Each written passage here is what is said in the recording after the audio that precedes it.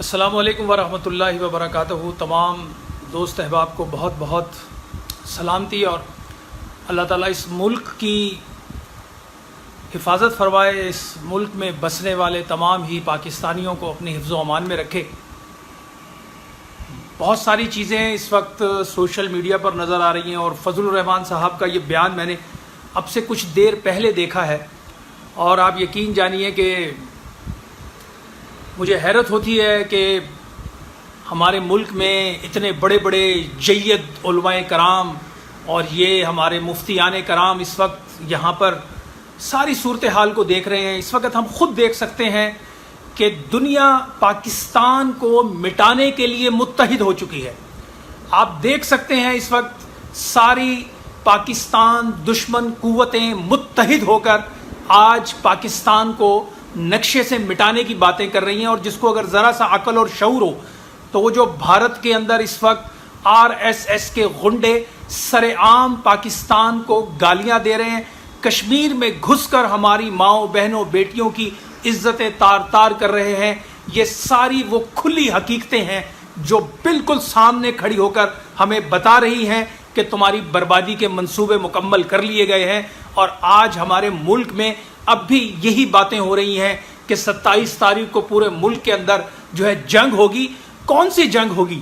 اس وقت ایک جنگ تو مقبوضہ وادی کے اندر ہو چکی ہے، جہاں مائیں بہنیں بیٹیاں سسک سسک کر دم توڑ رہی ہیں۔ اگر ہماری رگ غیرت نہیں پھڑک رہی، ہمارے اندر ایمان نہیں جاگ رہا، تو پھر یقین جانیے کہ رحمان کا قانون حرکت میں آنے والا ہے، اور وہ تمام لوگ لپیٹ میں آئیں گے جو اس وقت سمجھتے ہیں کہ ہم اس ملک اور اس پاک سرزمین کی دھرتی کے ساتھ کھلواڑ کر کے ہم شاید کوئی خدمت کر رہے ہیں۔ میں ان کو بتا دینا چاہتا ہوں کہ جو اس دھرتی کی سالمیت کے ساتھ کھیلے گا مٹا دیا جائے گا، جو اس دھرتی کی امن کے ساتھ کھیلے گا مٹا دیا جائے گا۔ یہ میں آج بہت بڑی ذمہ داری سے آپ کو کہہ رہا ہوں، کر کے دیکھ لیں۔ پہلے بھی 70 سالوں میں ان لوگوں نے اس سرزمین کے ساتھ جو کھلواڑ کیا ہے، تاریخ کو اپنے ذہن میں جو ہے وہ تازہ اور محفوظ رکھیں۔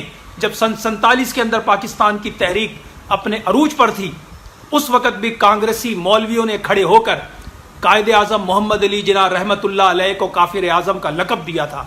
اس وقت بھی ان کانگریسی مولویوں نے نکل کر کہا تھا کہ ہم پاکستان بنانے کے گناہ میں شریک نہیں۔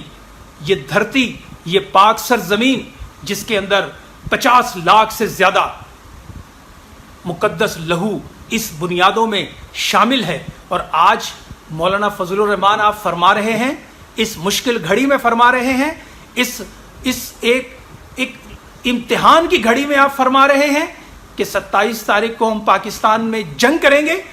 جنگ تو مسلط ہو چکی، کشمیر میں تو اس وقت انسانیت تڑپ رہی ہے، سسک رہی ہے، وہاں کے لیے کوئی اعلان کیوں نہیں کیا؟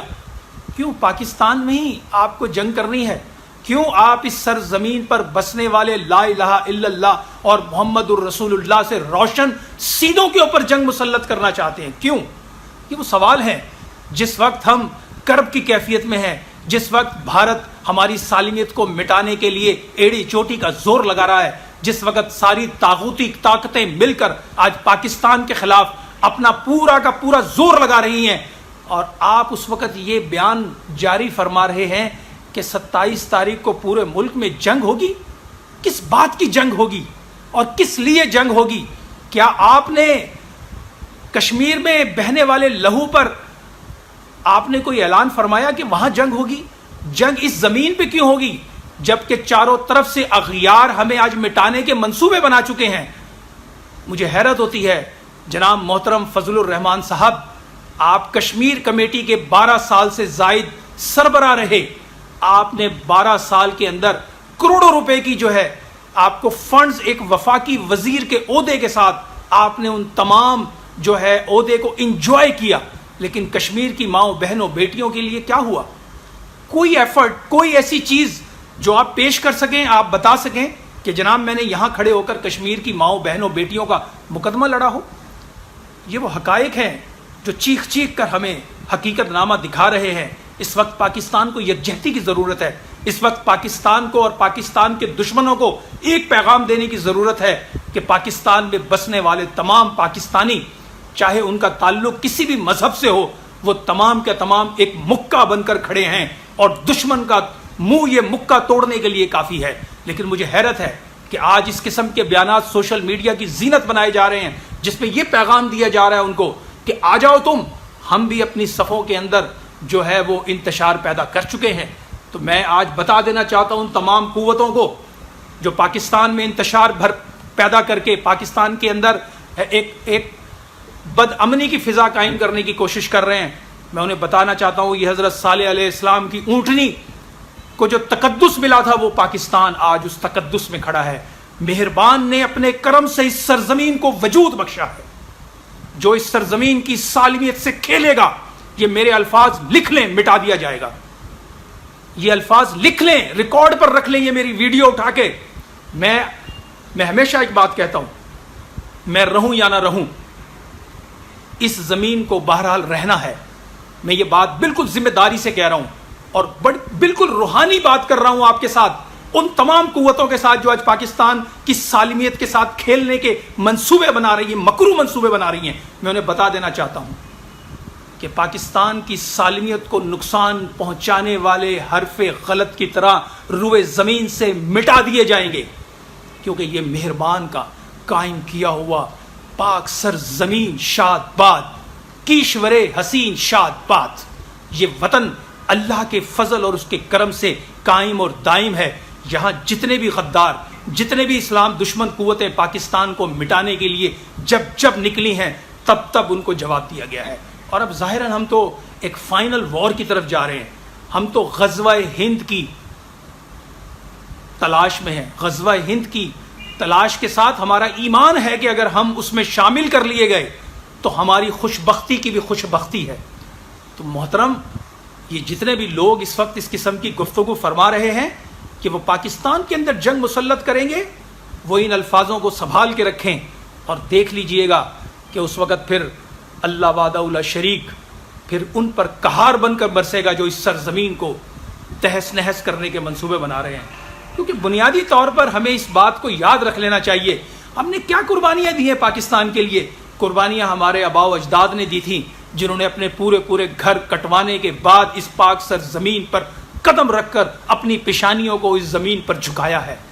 یہ پاکستان کوئی بنانا ریپبلک نہیں ہے، اس کی بنیادوں کے اندر لاکھوں مسلمانوں کا مقدس لہو ہے، اور وہ لہو اور اس کا جو تقدس ہے وہ اتنا عظیم الشان ہے کہ اس سرزمین کو پروردگار نے قیامت تک کے لیے دوام بخشا ہے. اس کے دوام پر کوئی کلام نہیں ہے. یہ اللہ کے فضل اور کرم سے قائم اور دائم پیارا وطن ہے. اور اس وطن کے خلاف جو بھی جس کونے سے بھی جہاں سے بھی اٹھ کر کوئی اپنی سازش کرے گا، ذلت اور رسوائی کے ساتھ یہاں سے رخصت ہوگا. یہ مجھ عاجز کے الفاظ آپ لکھ کے رکھ لیں. میں پوری دنیا کے معاملات اور پوری دنیا کے اندر مجھے جانے کا اتفاق ہوا ہے، کوئی ملک مدینے کے بعد اگر روئے زمین پر ہے تو وہ پاکستان ہے بھائی.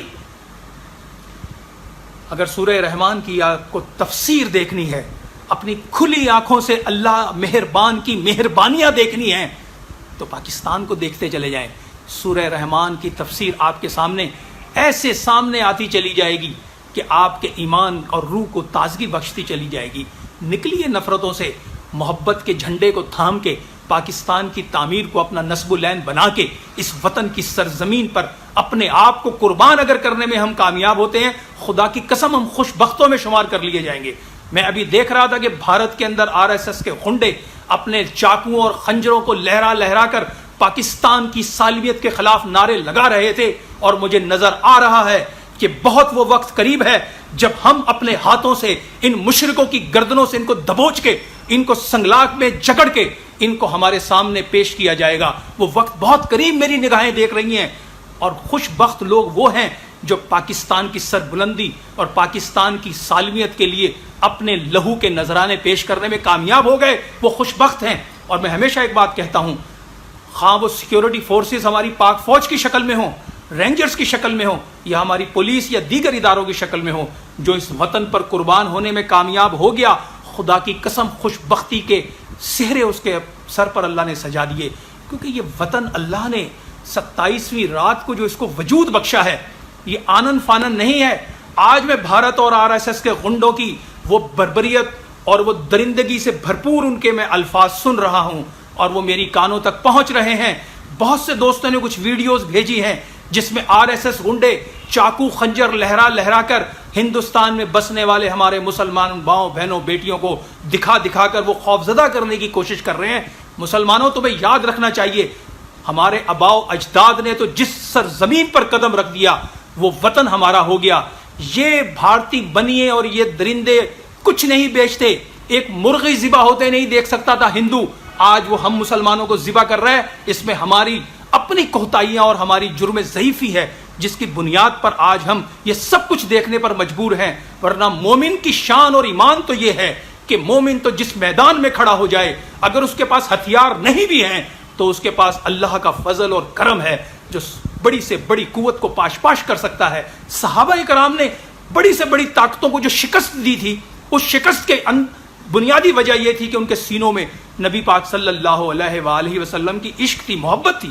آج یہ جو کچھ مناظر ہم نگاہوں کے سامنے دیکھ رہے ہیں اور جو معاملات ہم دیکھ رہے ہیں یہ واقعی بہت شرمناک ہے. RSS کے غنڈے آج گلیوں میں دن دناتے پھر رہے ہیں. آج کشمیر کی وادیوں کے اندر جس طریقے سے وہ وہاں کی ماؤں بہنوں بیٹیوں کی عزتوں کو تاراج کر رہے ہیں، ہمیں شرم آنی چاہیے کہ ہمارے گھروں میں آج بھی ہم کھانے کھا رہے ہیں، مشروبات پی رہے ہیں، لیکن ہمارے ایمان اس بات کے لیے تیار نہیں ہوتے کیا؟ اہل ایمان اس وقت بھی پوری طاقت کے ساتھ جمع ہو رہے ہیں اور انشاءاللہ ان کو جواب دیا جائے گا. اور خوش بخت ہیں وہ لوگ جن کو اللہ سبحانہ و تعالیٰ اس مقصد کے لیے چن رہا ہے. اور ہماری اللہ سبحانہ و تعالیٰ سے دعا ہے کہ پروردگار ہمیں بھی ان کے غلاموں میں شمار کر لے جن کو اللہ اس عظیم الشان منصب پر فائز کر کے ان مشرکین کی بیچ کنی کے لیے اللہ سبحانہ و تعالیٰ پیدا کر رہا. تو میں مقصد کہنے کا یہ ہے کہ اس وقت جو 27 اکتوبر کے حوالے سے جس بہت بڑے باتیں ہو رہی ہیں جناب کہ ملک میں یہ ہوگا وہ ہوگا، پاکستان کو اس وقت امن کی ضرورت ہے، یکجہتی کی ضرورت ہے. پاکستان کو اس وقت ایک دوسرے سے پیار محبت ہمیں چاہیے اور ہمیں اسی کو آگے بڑھانا ہے، کیونکہ پاکستان ہے تو ہم ہیں. اگر اللہ نہ کرے پاکستان کو کچھ ہوا تو پھر ہمارا بھی یہاں کوئی عمل دخل نہیں. اور میں ہمیشہ ایک بات کہتا ہوں کہ میری زمین میرا آخری حوالہ ہے، سو میں رہوں یا نہ رہوں اسے بہرحال رہنا ہے. لہٰذا آج کا سب سے بڑا پیغام یہی ہے کہ ہمیں اپنی صفوں میں اتحاد پیدا کرنا ہے، ہمیں اپنی صفوں کے اندر ایک جو انتشار کی کیفیت ہے اس کو ختم کرنا ہے. اللہ تعالیٰ پاکستان کا حامی و ناصر ہے.